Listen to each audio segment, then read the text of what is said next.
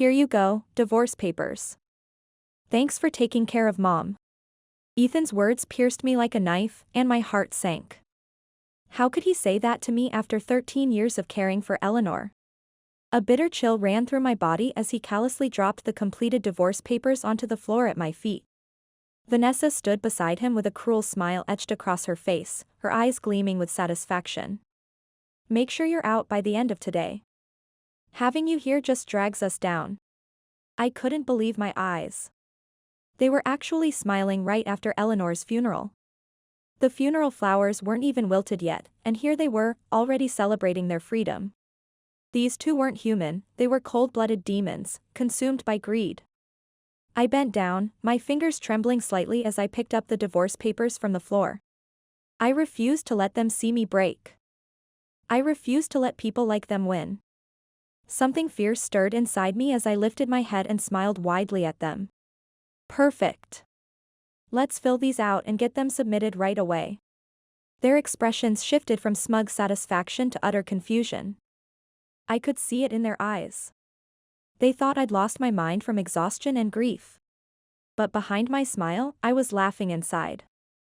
Everything was falling into place exactly as I'd planned. We submitted the papers together that very day, and just like that, we officially became strangers. A month later, my phone lit up with a flood of missed calls from both of them. The constant vibration of notifications was almost amusing. I couldn't help but laugh out loud as I stared at my screen, feeling a wave of satisfaction wash over me. They finally understood what they'd done. My name is Olivia, and I'm 41 years old. I live, or lived, with my husband Ethan, his mother Eleanor, and his sister Vanessa. Just the four of us in that house, no children to speak of. For years, I've shouldered the responsibility of caring for Eleanor, who needed constant assistance, and mysteriously also for Vanessa, a perfectly capable adult who simply refused to work. Ethan was rarely home, always claiming it was because of work, and when he did grace us with his presence, he treated me more like a servant than a wife. How did I end up entangled with a family like this? Looking back now, with the clarity that comes from distance, I can't help but feel that my marriage was doomed from the very beginning. I married Ethan when I was 27 years old. We met through a mutual friend at a networking event, and he was 8 years my senior. At that time, I was thriving as a project manager at a major tech company, earning an impressive salary for someone my age. My success became a surprising obstacle in my dating life. Many men seemed intimidated by a woman who out-earned them. I'd hear comments like, "A woman who makes more than a man isn't attractive," or they'd make jokes about me being the breadwinner. Finding a relationship that might lead to marriage felt increasingly impossible. But Ethan seemed different, refreshingly so. It's the 21st century. Women should be making good money too. I admire your ambition, Olivia. After we get married, we'll both keep building our careers and create an amazing life together. His words felt like a cool drink of water in a desert. Finally, someone who saw my success as an asset rather than a threat. With that reassurance that I could maintain my identity and career, I decided to marry him.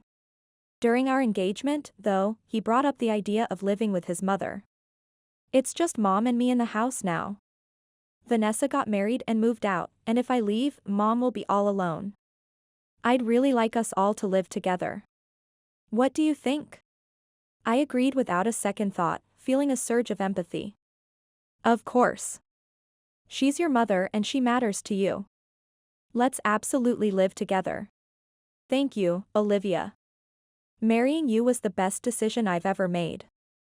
His smile seemed so genuine then, his eyes crinkling at the corners with what I thought was love. Two factors influenced my willingness to live with Eleanor.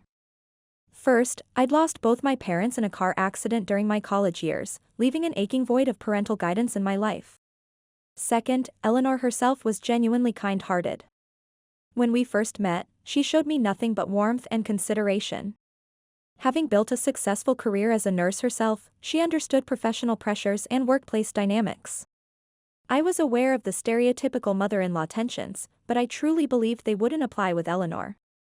My only reservation was about Vanessa, whose selfish tendencies were apparent from our first meeting. Yet even then, whenever Vanessa crossed a line, Eleanor would firmly put her in her place, which gave me confidence that the living arrangement could work. When we finalized our decision to share a home, Eleanor looked at me with apologetic eyes. I'm sorry that as newlyweds, you'll have to share your space with me. Please don't apologize. I'm genuinely looking forward to living with you, Eleanor. My words came straight from the heart. Thank you. I'm relieved to hear that. And don't worry about the housework. I can still manage everything just fine. Her smile was warm and reassuring. When we began our life together, Eleanor was already 70, having married later in life. She had Vanessa at 32 and Ethan at 35. True to her word, Eleanor loved staying active and handled all the household chores. Thanks to her support, both Ethan and I could fully dedicate ourselves to our professional lives. Just a year later, everything changed in an instant. My heart nearly stopped when I heard Eleanor's terrifying scream followed by a series of thuds.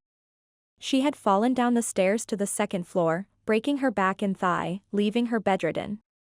The accident happened when only the two of us were home. Ethan and Vanessa rushed over and immediately turned their fury on me. Ethan's face contorted with rage as he shouted, "This wouldn't have happened if you'd been paying attention." Vanessa chimed in, her words dripping with venom. "That's right. You're living here and benefiting from her help, and now look what's happened. You're a complete failure as a daughter-in-law." Their accusations crashed over me like icy waves. They placed all the blame squarely on my shoulders, and because the accident had occurred while I was at home, I crumbled under the weight of their harsh judgment. "I'm so sorry," I whispered, my voice breaking. Ethan's eyes were cold as steel. "This is completely unacceptable. You're going to take full responsibility and manage your job while caring for Mom. And don't expect any help from us. This is all on you." I nodded numbly. I understand. My mind was in a fog. The shock of seeing the once vibrant Eleanor now confined to a bed was overwhelming. The guilt they planted took root, and I began believing it really was all my fault. To care for Eleanor, who now needed constant assistance, I transitioned from my project management role to a data analyst position that allowed me to work remotely. The screen became my office, the bedroom my workplace. In truth, I had been on track for a senior management position. Just a few more years, and I would have secured that promotion I'd worked so hard for. Instead, I found myself completely derailed from my career trajectory. "I'm so sorry, Olivia," Eleanor would say, her eyes filled with genuine concern. "I feel terrible that you're stuck at home because of me and even had to change your career path." Her kindness was my only consolation. Despite her pain, she remained aware of my sacrifice. "I'm okay, Eleanor," I'd assure her, forcing a smile. She would look at me skeptically. "Still, I feel bad. I'd be perfectly fine with a professional caregiver." But Ethan wouldn't hear of it. He bristled at the mere suggestion of a stranger in the house. And so at 28, I became a full-time caregiver. Never in my wildest dreams did I imagine caregiving would enter my life before I even had children of my own. My professional advancement and my dreams of motherhood were both suddenly out of reach. Each day became a blur of toilet assistance, feeding support, and struggling to meet my work deadlines. My back ached from lifting Eleanor, my mind drained from constant multitasking. Ethan's words grew increasingly cruel. "It's only natural. Don't you dare reduce a single dollar of what you bring into this house. Balancing caregiving with work is simply what a wife should do." My love for him withered and died. Looking back with clear eyes, I realized his early support for my career had nothing to do with believing in me. It was only because he saw me as an additional income stream for the household. Divorce crossed my mind daily, but I couldn't bear to abandon Eleanor in this condition. At the very least, I was determined to stay with her until the end. So I swallowed Ethan's heartless words, my jaw clenching so tight I sometimes woke with headaches. 2 years later, Eleanor's determination paid off. Despite her age, she was slowly regaining strength, even managing to sit up on her own. That small victory sparked a glimmer of hope in our daily struggle. But that hope was quickly extinguished. Vanessa was getting divorced and moving back home. My stomach dropped at the news.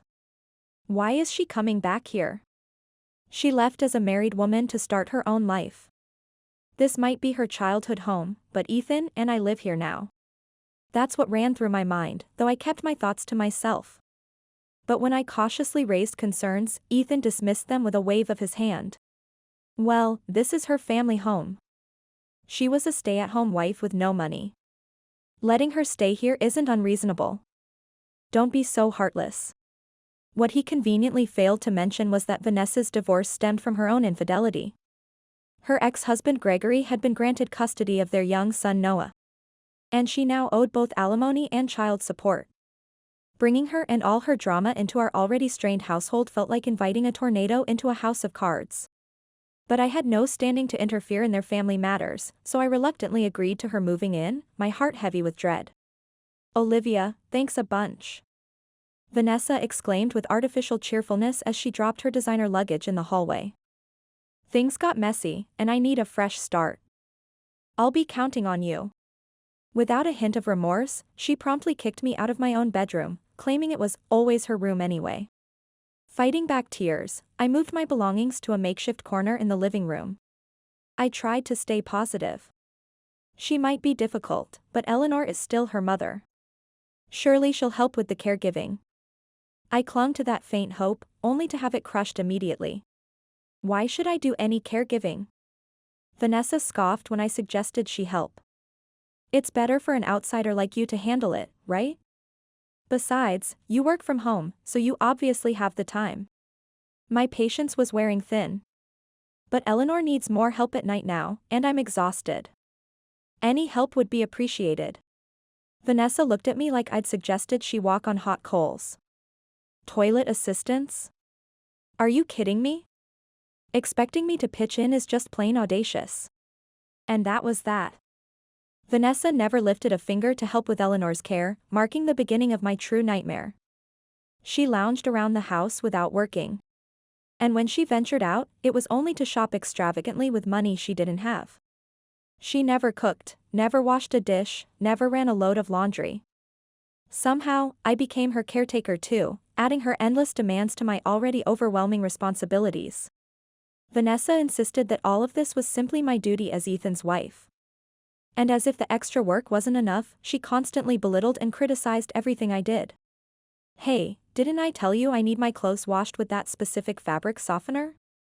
She'd snap. Can't even handle a simple load of laundry, can you? Or she'd wrinkle her nose at dinner. Olivia, your cooking is just so heavy. Can't you make it a bit healthier? Poor mom has to eat this too, you know. Her favorite tactic was attacking my appearance. Olivia, are you seriously younger than me? You look so worn out. You're practically a grandma already. Vanessa seemed to derive perverse pleasure from tormenting me. She approached it like some sort of twisted game, a cat toying with a cornered mouse. Before her accident, Eleanor would have immediately put a stop to this behavior, but now bedridden, she no longer had the strength or authority to intervene. Since Vanessa's return, Eleanor seemed to be growing weaker, and perhaps it wasn't just my imagination. As for Ethan, he remained deliberately blind to the situation, even when it played out right in front of him. I had completely given up expecting any support from that quarter. Then one night, I stumbled upon a devastating truth. After helping Eleanor to the bathroom, I headed downstairs for a desperately needed cup of coffee. As I approached the living room, I heard Ethan and Vanessa chatting over drinks. I froze outside the door, my hand hovering over the handle. Olivia's working herself to the bone, and we don't even have to touch mom's inheritance, Ethan said, his voice laced with satisfaction. My blood ran cold. They were talking about me. Vanessa's reply made my stomach turn. You really found yourself a good little servant. She works remotely, brings in money, and takes care of mom with total dedication. This way, we won't have to dip into mom's savings, and the inheritance for us will be even bigger. Got it. Don't ever let her use money for caregiving. Ethan's voice was firm. Of course not. I've told her repeatedly it would be cruel to put mom in a facility or hire outside help. She's managing fine for now. She can keep going until mom passes. And what once mom's gone? Vanessa asked, her voice dripping with curiosity.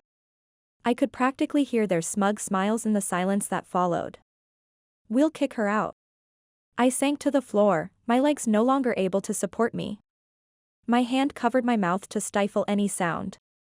To Ethan and Vanessa, I was merely a convenient caregiver for Eleanor, someone to be discarded once she was gone. Deep down, I'd suspected as much.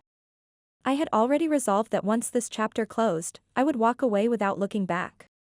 What truly broke my heart was the realization that they harbored no genuine love for Eleanor. They refused to spend a penny of her savings on professional care, determined to preserve every last cent of their inheritance.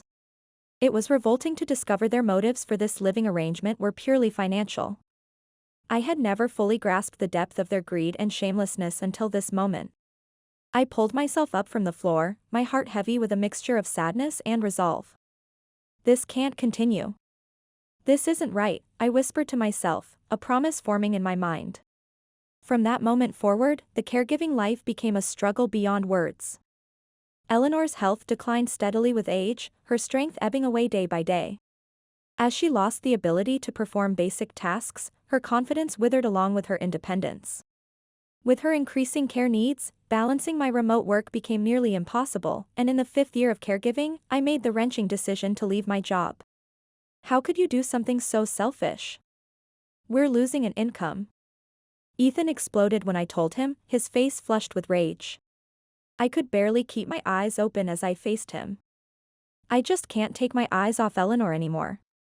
Lately, she's started showing signs of dementia. Then at least do some piecework from home. Useless. He spat the words at me like venom. Ethan began treating me like an inconvenience, brushing me aside at every turn. I could see it in his eyes, he wanted the caregiving to end quickly, and for me to disappear as well now that I was exhausted and no longer the vibrant woman he'd married. I wish Mom would just pass already. I overheard him mutter this chilling phrase one evening when he thought I was out of earshot. His mind was fixated entirely on the inheritance that would follow Eleanor's death. Greedy doesn't begin to capture the depth of his callousness. Vanessa was no different. She remained completely uninvolved in Eleanor's care and seemed to exist solely to torment me with her constant demands and criticisms. Even the once kind Eleanor gradually succumbed to the fog of dementia. By the time our caregiving journey reached its 10th year, she had completely forgotten who I was most days. Her eyes would light up with surprise when I entered her room. "Hi. What a lovely young lady. Thank you so much." On good days, Eleanor was gentle and appreciative. But other times, fear would overtake her. "No. Who are you?" "A thief." "I'm scared. Dad, help me." Eleanor's memory became increasingly confused and fragmented. I learned to approach her carefully, moving slowly to avoid startling her, and speaking in soothing tones when she became agitated. During one particularly difficult episode, when I prevented her from wandering outside alone at night, she scratched above my eye in panic, leaving a permanent scar that I now wear as a reminder of those challenging years. Before I knew it, time had slipped through my fingers like sand. I had been in my 20s when this all began, and now I was 41, with faint lines etched around my eyes that hadn't been there before. Eleanor was 84, and our caregiving journey had stretched into its 13th year. And finally, that inevitable day arrived. Early one morning, Eleanor suffered a massive heart attack and passed away in the hospital. It happened so suddenly that my mind couldn't process it at first. A complex wave of emotions washed over me, profound sadness and loneliness from losing Eleanor, but simultaneously, an unmistakable sense of relief and newfound freedom. "She's gone." When the doctor spoke those words, I stood there, dry-eyed and numb. Perhaps because beneath the grief, I felt a quiet sense of accomplishment, knowing I had cared for her faithfully until her final moment. Beside me, Vanessa sobbed theatrically, dabbing at her eyes with a tissue, while Ethan clenched his jaw and looked away. But I knew exactly what expression lurked on his downturned face, barely concealed anticipation. Eleanor's funeral passed in a hazy blur. Though it was a modest, rather sparse affair, arranged as cheaply as possible by the frugal Ethan and Vanessa. I managed all the behind-the-scenes work, greeting relatives, coordinating arrangements, and handling every detail. By the end, exhaustion had seeped into my bones.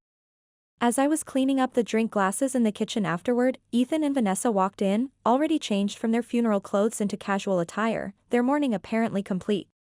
"Olivia, is the cleanup done?" Ethan asked, his tone revealing his impatience. Yes, I just need to finish what's in the sink. My hands were still submerged in soapy water. I see. Then Ethan's face broke into a satisfied smile that made my skin crawl. Here's the divorce papers. Thanks for caring for my mom. He dropped the signed papers onto the floor at my feet with a soft thud. I stared down at them, momentarily stunned by their callousness. Vanessa stepped forward, wearing the same cruel smile. Make sure you're out by the end of today. Having you here just drags us down. I quietly turned to face them fully, wiping my hands on a dishcloth. Kneeling down, I reached for the divorce papers they had dropped so disrespectfully. I could sense their smirks as they watched me, assuming I was picking them up with reluctance and defeat. But they couldn't have been more wrong. My heart was actually racing with excitement. Perfect. Let's fill these out and get them submitted right away, I said, my voice steady and confident. What? Their synchronized look of confusion was priceless as their smug expressions dissolved into bewilderment. Ignoring their reaction, I calmly filled out the forms, my handwriting steady and deliberate. Inside, I was laughing with satisfaction. Everything was unfolding exactly according to my plan. These two were so predictable, it was almost disappointing. Their confusion at my unexpected response only confirmed they had completely misjudged me. I had been waiting for this precise moment for 13 long years, the moment I could finally free myself from this marriage. All right, now let's head to file it. It's best if we both witness it being officially submitted. I clicked my pen closed with finality. Right. Ethan snapped back to attention, nodding in agreement as he tried to regain control of the situation. He snatched the divorce papers from my hands. Fine then. Go get changed.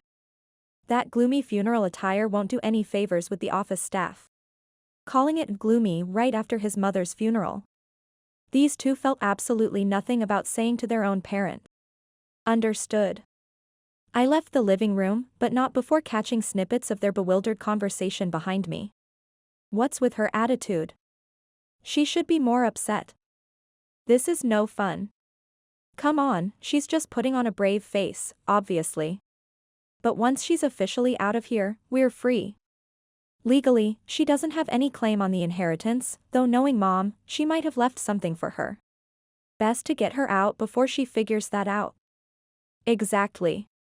Mom's jewelry and designer items are all mine. So that was their plan, exactly as I had anticipated. I sighed quietly. Their rush to evict me immediately after the funeral was simply to ensure I couldn't claim anything Eleanor might have left for me. Classic tactics from two people consumed by greed. Sorry to keep you waiting. Let's go. I returned, composed and ready. You're slow, always causing trouble right up to the end. I've put your things right there so you can leave right after filing. Sure enough, in the corner by the entrance sat my bag. All my belongings. Or at least what they thought were all my belongings, fit into it easily. With the bag in hand, I got into the car with him, my heart lighter than it had been in years. I submitted the divorce papers right after Eleanor's funeral, officially becoming a stranger to them. In front of the courthouse, I said a simple without getting back in their car. Well then. You're such a gloomy woman to the end. It's a relief knowing we won't see you again. Don't ever come back. You're not getting a single cent from us. Not that I'd ever want to return. There was nothing left for me in that house now that Eleanor was gone. I turned and walked toward the station, feeling lighter with each step. A month later, I woke to find my phone flooded with missed calls from Ethan and Vanessa, nearly 100 in total. I sighed at the annoying sight first thing in the morning. I now lived in a luxury condominium far from their neighborhood. Since the beginning of our marriage, I'd maintained separate accounts Ethan knew nothing about, giving me financial independence. I'd taken to leaving my phone in the living room at night. Seeing all those missed calls made me laugh. They must have finally discovered something, but I felt no obligation to respond. As I reached to block their numbers, another call came through, and I accidentally answered. Ethan's angry voice blared from the speaker. You took Mom's money, didn't you? Of course his first concern was money. What are you talking about? How the hell are you listed as the beneficiary on the life insurance? That's absurd. That's what you say to your ex-wife who cared for your mother for 13 years? Unbelievable. He went silent, shocked by my confidence. This was the first time I'd ever stood up to him. I decided to finally speak my mind. Eleanor herself changed the beneficiary. She wanted to leave me something for my years of care. That's a lie. It's not. Check the date on the paperwork. She was fully aware when she did it and even consulted an attorney. I remembered when Eleanor was still lucid, before her dementia. Olivia, I feel so guilty for all you've done. Please accept this as my thanks. She initially offered me her jewelry, but I declined. Still determined, she changed her life insurance beneficiary. The inheritance will go to those two anyway. Life insurance isn't part of the estate, they can't take that from you. I wouldn't be at peace if you received nothing after all your care. Eleanor understood her children's nature perfectly. I accepted her gesture gratefully and renewed my commitment to care for her until the end. You manipulated Mom during her dementia. Ethan accused. Stop. Verify the date yourself if you don't believe me. Suddenly Vanessa's voice cut in. Mom had a secret account with $110,000 missing. You took that too, didn't you? Oh, you're talking about that one. Eleanor had maintained a separate savings account they knew nothing about. Before her decline, she'd confided in me about it. It makes me sad thinking of this money going to them. They'll waste it, like they've done with my other savings. She'd expressed a wish to help her grandson Noah instead. I suggested making regular gifts for his education, and Eleanor had loved the idea. I connected her with Gregory, Noah's father, and facilitated video calls between Eleanor and Noah. When Vanessa discovered this arrangement, she erupted. A gift to my son? Why didn't you go through me? You had an affair and gave up custody. Now you want to act like his mom? Gregory uses every cent for Noah. How dare you act high and mighty when you're nothing but an outsider? That's right. I am an outsider now, so we're done here. I was about to hang up, but they kept ranting. Frustrated by their persistence, I invited them to my condo. Why should we have to come to you? They were furious at first but eventually agreed, motivated by money. After a while, the intercom rang. The concierge looked confused, which made me smile. I'll handle it. Please tell them to wait in the lobby. I went down and found Ethan and Vanessa standing awkwardly. Their discomfort in such upscale surroundings was evident. When they saw me, their eyes widened with confusion. Is that you, Olivia? No way, it's someone else. Free from caregiving, I had finally taken care of my appearance again. It's been a while. I stood tall and faced them. What is this place? Isn't this one of those luxury condos? How did you? I said, please follow me. In my penthouse apartment, their shock intensified at the stunning city view. How do you have so much money? Ethan immediately asked. My parents left me an inheritance that I invested wisely. I never touched it during our marriage. Why didn't you say anything? This is basically fraud. He shot back. I realized early on you were only interested in money. If you'd known about my assets, you would have stopped working and lived off my finances. Of course. We're family, so everything is communal property.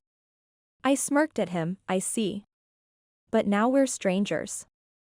That reasoning doesn't apply. Ethan gritted his teeth in frustration, realizing what he had lost. You'll waste it all anyway. How will you pay for this place now that you've lost your job? I laughed. This apartment is fully paid for. I also have rental income from other properties. Ethan sank to his knees in shock. This is the last time you're coming here. You're banned from the building. Who would even want to come here? You'll be signing an agreement before you leave. I retrieved the documents and had them sign. I had set a trap, and they fell right into it. I'm done with a lying woman like you, Ethan grumbled as he signed. After they left, I smiled to myself, knowing they had no idea what was coming. Little did they know, I had security cameras installed throughout my condo. The footage clearly showed Ethan taking a watch and Vanessa stealing jewelry while I was out of my house.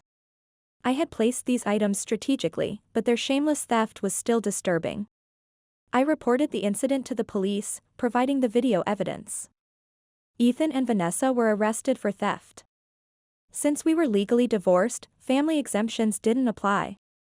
Ethan lost his job over the scandal. Now he was struggling with part-time work while Vanessa resisted finding employment. I got fired. You need to start working. I absolutely refused to work. The greedy pair would continue their dysfunctional relationship, bound by financial necessity. I started my own home care service company, turning my 13 years of caregiving experience into something meaningful. After caring for Eleanor, I understood the importance of compassionate support in one's later years. I think of her smile when she spoke with Noah, hoping everyone can experience such joy in their final chapter. Though my company is still small, I've assembled an excellent team. We provide quality care while ensuring our caregivers work in supportive conditions. Reflecting on those challenging years, I only regret not bringing Eleanor more happiness. I work so hard today to honor her memory and ensure those difficult years weren't wasted.